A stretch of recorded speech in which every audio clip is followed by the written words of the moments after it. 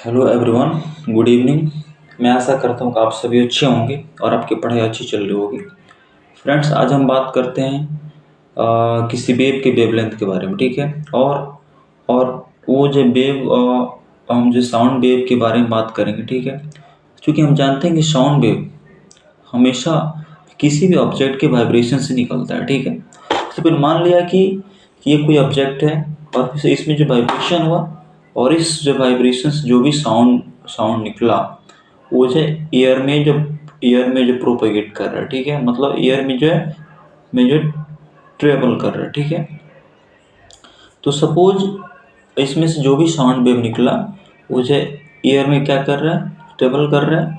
तो फिर इससे क्या होगा कि एयर के जो भी पार्टिकल्स हैं वो जो कहीं पे ज़्यादा उनकी डेंसिटी हो जाती है, कहीं पे कम डेंसिटी हो जाती है, कहीं पे ज़्यादा कहीं पे कम, ठीक है।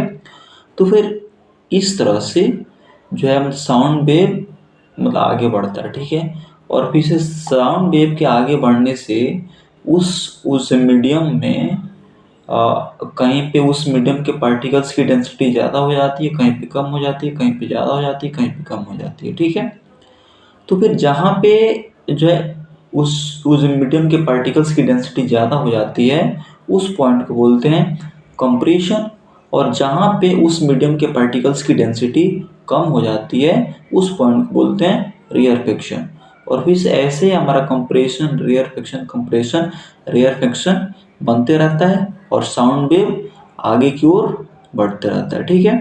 तो फिर इससे मतलब होता क्या है कि जो हमारा मान लीजिए यहाँ बना क्या हमारा कंप्रेशन, यहाँ बना रेयरफिक्शन, यहाँ बना कंप्रेशन, यहाँ बना रेयरफिक्शन, ठीक है। तो फिर ऐसा ऐसा जो देखा जाता है कि दो लगातार कंप्रेशन, मतलब एक कंप्रेशन यहाँ दूसरा कंप्रेशन यहाँ, इस दोनों कंप्रेशन के बीच का डिस्टेंस हमेशा इक्वल होता है। उसी तरह ये जो दो हमारा जो मतलब रेयरफिक्शन होता है, एक यहाँ और एक यहाँ, इनके बीच का डिस्टेंस भी हमेशा इक्वल होता है, ठीक है। तो इन दो रेयर सॉरी तो इन दो कंप्रेशन और इन दो रेयरफिक्शन के बीच का जो भी मतलब डिस्टेंस होता है उसी डिस्टेंस को बोलते हैं उस वेव का वेवलेंथ, ठीक है। क्योंकि ये साउंड वेव है तो ये जो है इस सोर्स से निकलने वाले साउंड वेव की वेवलेंथ हो जाएगी, ठीक है। और इस और जो किसी भी वेव के वेवलेंथ को हम लोग जो है ग्रीक लेटर लैम्डा से रिप्रेजेंट करते हैं, ठीक है। That's all, thank you.